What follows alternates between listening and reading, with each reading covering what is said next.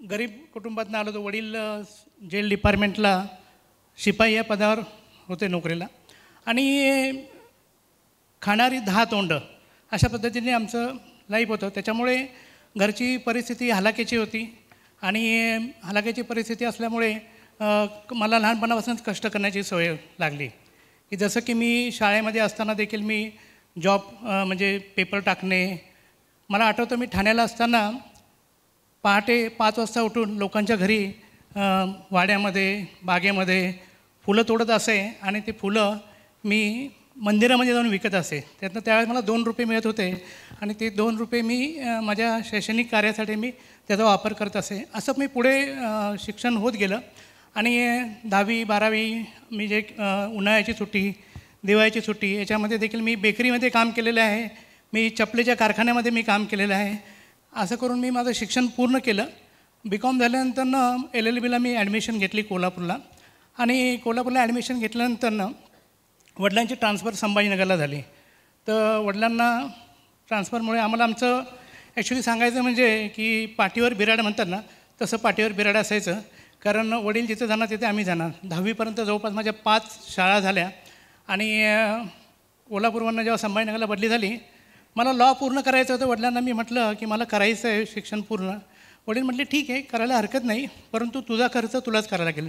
माझ्याकडून तुला एक छदाम देखील मिळणार नाही. त्याच्यामुळे मी ते आव्हान स्वीकारलं आणि मी जवळजवळ 3 ठिकाणी मी जॉब करत होतो लॉ करत असताना की सकाळी 7:30 ते 10:30 मी कॉलेजला जायचो. त्याच्यानंतर 10:30 ते 1:30पर्यंत मी कोल्हापूरचे शाहू महाराज जे आहेत त्यांच्याकडे दिवाणजी म्हणून मी काम करत असे. त्याच्यानंतरनं मी कोल्हापूरचंच कलेक्टर ऑफिसला दुपारी 2 ते 6 या वेळामध्ये सुशिक्षित बेरोजगार या योजनेअंतर्गत काम करत असे. संध्याकाळी 7च्या नंतर आमच्या मित्राचं कॉम्प्युटर सेंटर होतं तिथं DTPचं मी काम करत असे. 11वी असतानाच मी मराठी हिंदी इंग्लिश टायपिंग शिकलो होतो. त्याच्यामुळे मला ते तिथे कामात पडलं. अशा पद्धतीने मी LLBमध्ये पूर्ण केलं आणि सांगायला अभिमान वाटतो की त्यावेळेस संपूर्ण शिवाजी विद्यापीठामध्ये फक्त 13 मुलांना फर्स्ट क्लासमध्ये लॉ ग्रॅज्युएट झाले होते. त्यापैकी एक मी आहे. आणि त्यावेळेचे जे देशभक्ता रत्नापा कुंभार जे आहेत त्यांनी माझा विशेष सत्कार केला होता. त्यांच्या कॉलेजला होतो मी BComला पण आणि LLBला पण. अशा पद्धतीने लॉ झाल्यानंतरनं मला शेवटी औरंगाबादला म्हणजे संभाजीनगरला जायला लागलं आणि मी तिथे प्रॅक्टिस म्हणजे वकिलांकडे सुरू केली. इंटर्नशिप सुरू होती आणि मी कॉलेजला असतानाच मी MPSC UPSC निवड मंडळ अशा परीक्षा देत होतो. आणि ते देत असताना मला जेव्हा 98ला समजलं की मला नोकरी लागलेली आहे मला मित्राचा फोन आला की एका पुण्यामध्ये क्लेरिकल या पदावर नोकरी लागलेली आहे. मग त्यावेळेस देखील मला द्विधा मनस्थिती झाली की नोकरी करावी का लॉमध्ये करिअर करावा. परंतु घरची परिस्थिती जी आहे ती हे करू शकत नव्हतो की LLB करल्यानंतर प्रॅक्टिस सुरू करावी. कारण सुरुवातीला खूप स्ट्रगल लागतं आपल्या सगळ्यांना माहीत असेल.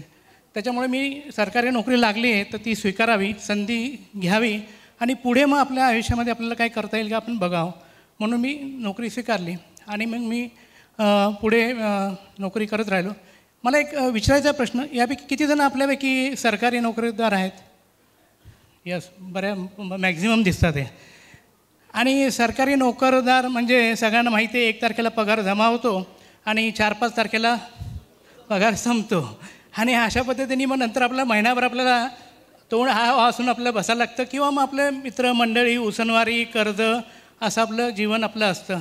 त्या पद्धतीने माझं होतं. क्लार्क ह्या पदार्थी होतो आणि त्याच्यामुळे आपल्याला जे त्रास भोगायला लागला म्हणजे शिक्षणासाठी ते मुलांना भोगायला लागलं म्हणून मी मुलांना ICSE बोर्डच्या पुण्यामध्ये शाळेमध्ये मी ॲडमिशन घेतली. त्याच्यामुळे खर्च माझा वाढत होता आणि जसं सर म्हणतात की लोग क्या कहेंगे, सबसे बड़ा रोग कौन सा रोग है? क्या कहेंगे लोग, हे सबसे बडा रोग आहे. तर त्याच्यामुळे आपण दिखावीपणा आपण जातो आणि बऱ्याचशा गोष्टी अनावश्यक आपण खरेदी करतो.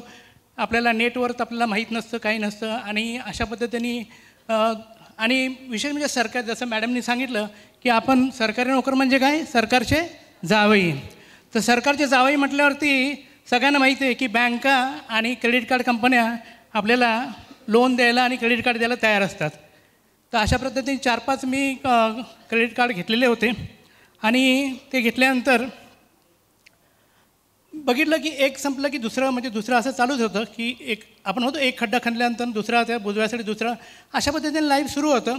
आणि एक दिवस स्क्रोल करत असताना फेसबुकला मला प्रीतम सरांचा व्हिडिओ दिसला. तर आपण म्हणतो की आपकी सोच ही आपकी तकदीर बदल सकती है. तर प्रीतम सरांचा व्हिडिओ बघितल्यानंतर मला वाटलं की हा माणूस मराठी माणसासाठी काहीतरी करायला हे आहे. आणि त्यांच्यामध्ये खरी म्हणजे आपण म्हणतो ना डोळ्यामध्ये आपल्याला सत्यता किंवा प्युरिटी ऑफ जे म्हणतो ते प्युरिटी दिसली की खरोखरच म्हणजे एवढी लोक आहेत फायनान्शियल याच्यामध्ये ते लोकांना फसवण्याचाच उद्योग करतात.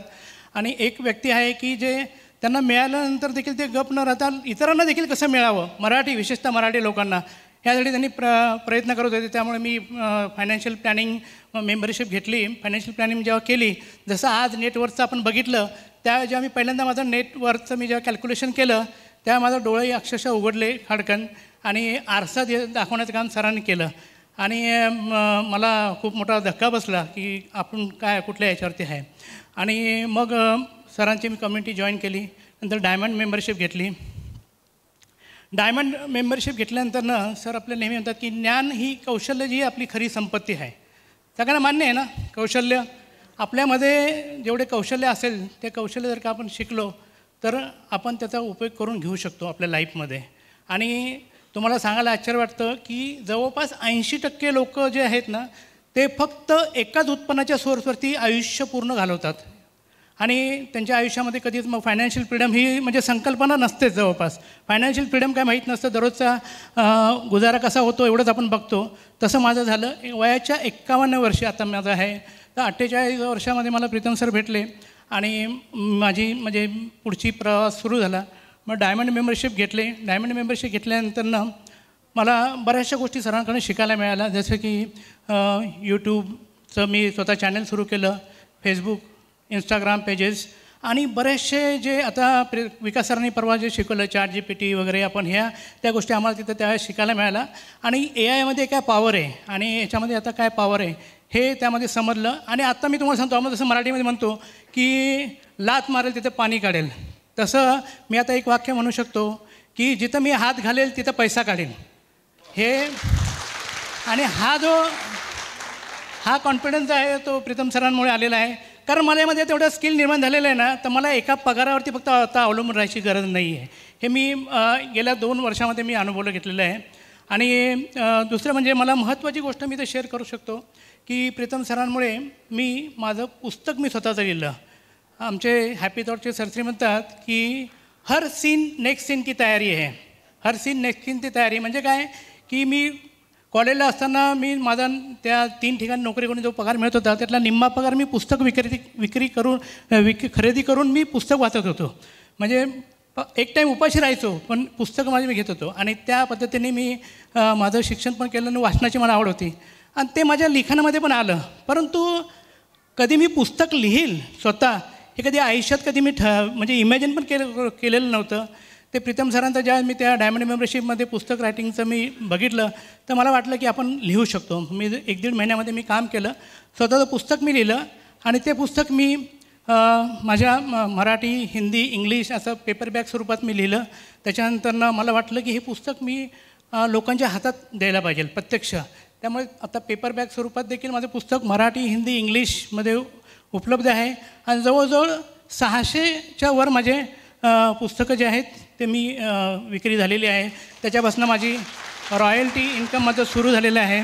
आणि माझ्या आणखी म्हणजे काय आहे की सर्व कर्ज मी आता माझं नेटवर्क मी जेव्हा चेक केलं माझे सर्व कर्ज मी फेडले. माझ्याकडे कुठलंही कर्ज नाही आहे. विशेषतः 3 क्रेडिट कार्ड माझे मी बंद केले. सर्वात प्रथम 35% लोन जे होतं ते पहिले बंद केले.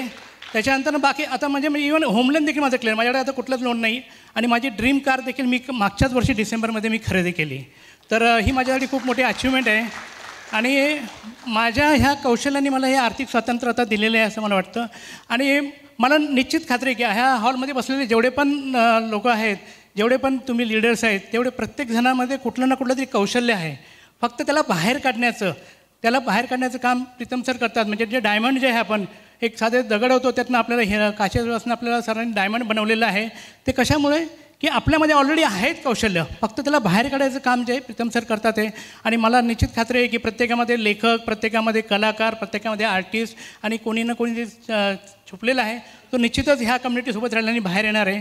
आता मी केवळ फक्त पगारावर अवलंबून नाही आहे, तर माझ्या कौशल्याने मला आर्थिक जे हे आहे स्वातंत्र्य मला बहाल केलेलं आहे.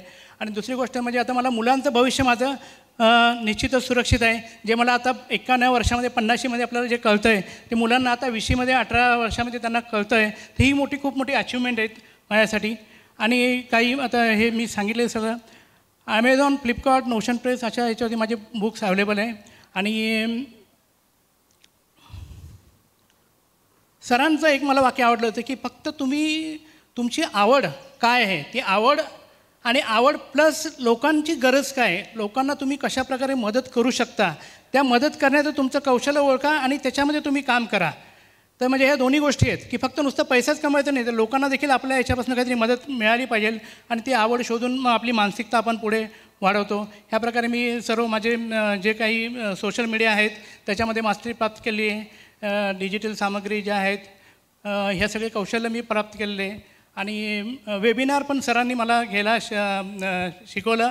म्हणजे आपल्या डायमंड मेंबरशिपमध्ये वेबिनार कसं, म्हणजे सर जसं वेबिनार घेतात त्याप्रमाणे आपण कसं घेऊ शकतो ऑनलाईन आणि आपलं एक प्रोडक्ट आपण कशाप्रकारे करू शकतो हे समजलेलं आहे. आणि पॅसिव्ह उत्पन्नाचे जे सोर्स आहेत सरांनी आपल्याला शिकवले आहेत, त्याबद्दल मी सरांचा खूप आभारी आहे.